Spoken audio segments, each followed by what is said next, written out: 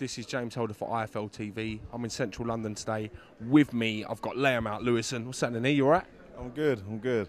Thanks. So it's a little while since we caught up. We've done an interview not so long ago. The sound messed up, and it was probably, in my opinion, one of your best interviews I've had out of you, you know? It's just my luck at the moment, innit? Nothing seems to be going right. I turn up for a fight, can't get a fight. Fights get called off. Do an interview, sound don't work. It's just the luck I'm going through at the moment.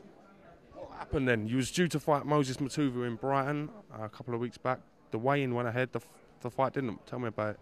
Basically, what had happened was I think the limit for heavyweight was 14.4, and he weighed in at exactly 14.4 with his clothes on. So the official was saying they're not going to allow it because he's not genuinely a heavyweight, then because he's weighing in with his clothes on at the minimum weight. So basically, that's what happened. Quite a mad situation. Like, I know Moses Matuvu quite well, and I've seen him fight a heavyweight numerous times, and he's always conducted himself and put on a good show. I wouldn't say he's looked out of his depth at any time, you know. Well, like I'm saying, I'm beginning to think it's a witch hunt against me, mate, 'cause I don't know. I'm just having such bad luck at the moment. That fight never happened. The fight before that on the Steve Goodwin show never happened. Then McDERMOTT pulling out now. It's just, I just ain't having no luck.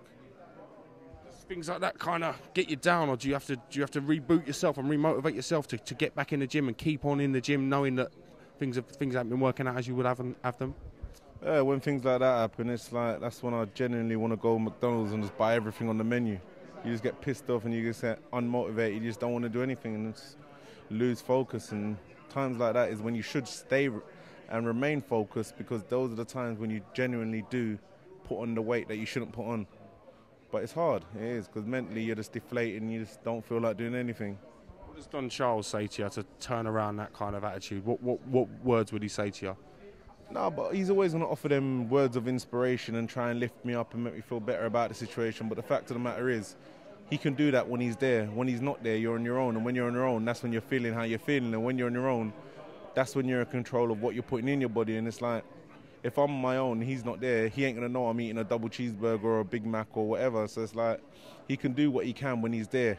But it's a matter of having the self-control and the discipline to know that when he's not there, or when someone else in your team isn't there, that you're still doing what's needs to be done to remain focused. It's a shame that these fights haven't come off for you, because I know you've been probably the most dedicated I've seen you in a long time, working your focus and just keeping yourself kind of on the level, you know. So, as I said, it's a shame it's panned out as it has. Yeah, it is a shame, because at the end I was looking forward to the John McDermott fight myself, but as it happened, he pulled out with an ankle injury. But who knows? I genuinely don't know. Unless he's broken it, how on earth does it take a month for an ankle injury to heal? So unless it's broken or really and truly sprained or fractured or whatever, I can't see how it would take a whole month. What Steve Goodwin said to you throughout this period, is he obviously going to try and make the McDermott fight again, or are you going to write that off and push on from here? What's the deal? Well, my understanding of the situation at present is it's been called off, and he's got until, I think, February the 23rd or something like that to defend it against me for the English. If he doesn't, he'll get stripped. So we've got until February, so we'll just see what happens. So you're going to be dormant, and I take it till February, or are they going to try and get you a fight before then? What's the deal? Well, I genuinely don't know. We'll just have to see what happens. But in my situation as it is here and now, I genuinely don't know. I don't know. I think the plan and the situation will be that I'll just wait for February, but I genuinely don't know. Today we see Anthony Joshua kind of headlining the prize fighter show, the UK versus USA. You watched his first couple of fights, and if so, what do you make of him?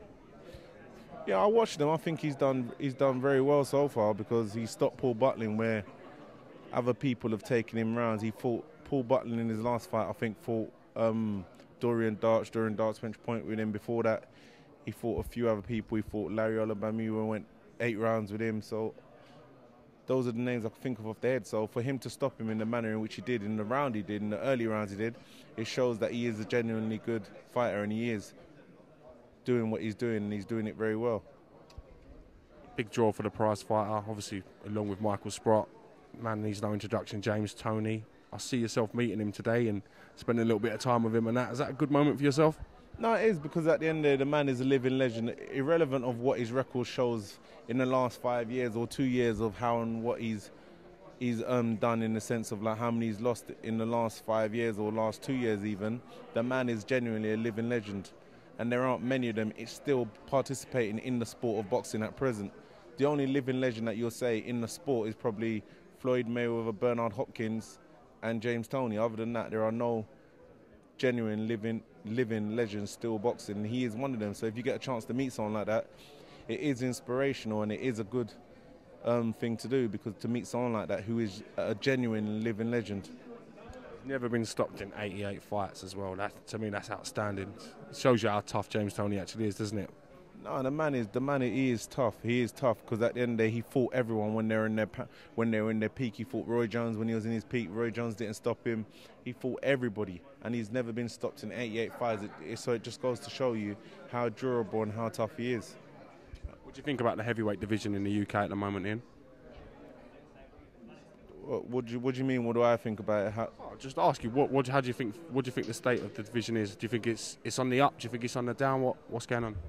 I think, and this is my personal opinion, I honestly believe at the end of the day, the state of the heavyweight division right now is in dire states in Britain, because at the end of the day, you've got muppets like that Scottish guy, the Highlander, or whatever he calls his name, unbeaten. Then you've got that Dave Howe and stuff like that running around with X amount of fights, with one loss or no losses or whatever, and they're calling themselves the next coming. Come on, mate, they're crap.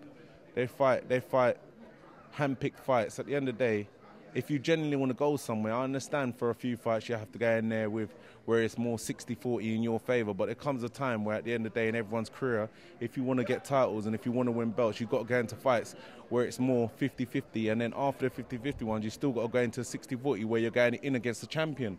So automatically when you're going in with a champion, it's a 60-40 fight because he has the belt. So it's not a guarantee you're going to win it. Even if it looks on paper, it's a guarantee, because you can't trust that when it goes to points, you're going to get decision. So you're going to have to take on fights like that. But then we've got like Gary Cornish and people like that who aren't willing to do it. Richard Towers, he went in there the other day, lost. Well, at least he made that step. He tried to make that transition, but he didn't come through on it. But the fact of the matter is, he done it, he lost, he failed. You can't floor a man for trying. But you've got them other guys who are out there who are trying to claim that they're the next coming. Then they're standing, they're just fighting bums every other fight. It makes no sense. So where they honestly think they're going to go with a record like 100-0, but yet they fought nobody and they've got no titles to show for it. It's ridiculous. Would you take on some of the prospects coming through if you was offered them fights in? Was that a fight that you look at, or are you still kind of building and taking fights as they're coming yourself? Do you know the fact of the matter is, the truth is, I'll fight anyone. Do you know what? It's not important to me no more, because at the end of the day, my always gone. I've been genuinely robbed on points. My always gone, so I don't really care no more. Do you know what? I'll fight anyone. Not in the sense that I don't care if I win or whatever. Of course I care. I'll fight to win. But the fact of the matter is, the always gone. So what do I have to fear now? The fear of losing the O is already upon me. So at the end of the day, I have nothing to fear now. So I'll fight anyone. I'll offer anyone a fight who's willing to fight me. If they're willing to fight me, I'll get in there and fight them. Listen, I could be a cheap shot on throwing some names and get him to call them out, because I know Ian's is a bit rattled as well at the moment, but I'm not going to do that, because that's not my style. But, you know? No, and I'll give you my honest opinion. And I'll tell you, yeah? I'm willing to fight. I don't mind. All right. Hughie Fury. I'll fight him tomorrow. Give me 2 hours notice. I'll literally change in the cab on the way over there. I'll fight him. That's not a problem. I genuinely don't see that as a fight that I'd have to train 6, 7, 8 weeks for in a camp. I'll fight him. Statement in. Boy, by the end, I'm speaking the truth. You ask me a question, I'll give you the truth. What about Richard Towers? With him coming off the back of the loss to Big Daddy Brown, yourself been in inactivity a little while. Do you think that's a fight that could be made now? We know you two don't really get on that well either. The fact of the matter is, I wanted him when he was unbeaten, because at the end, I wanted to be the one to put that loss on him. But the fact of the matter is, Lucas Brown beat me to it. Without a doubt, I'd fight him as well. That's not a problem. Just going to come to that. Lucas Brown, what do you make of him? I think Lucas Brown is very powerful, no doubt about it, but I genuinely believe, I'll beat him. I will beat him. The only thing I'd have to worry about him coming from like the UFC background is that when I knock him down, he don't put me in an ankle lock. But really and truly, I'll fight him. It's not a problem. I'm going to come down and catch up with you. We're going to do another Electric Avenue piece or something real soon, no doubt. You know what I mean? I really enjoyed that. Thank you for giving IFL TV a bit of time today. As I said, boxing's a tough game. You're not always going to get the luck of the draws, and I hope your luck kind of picks up the way you want it to go, big man. You know what I mean?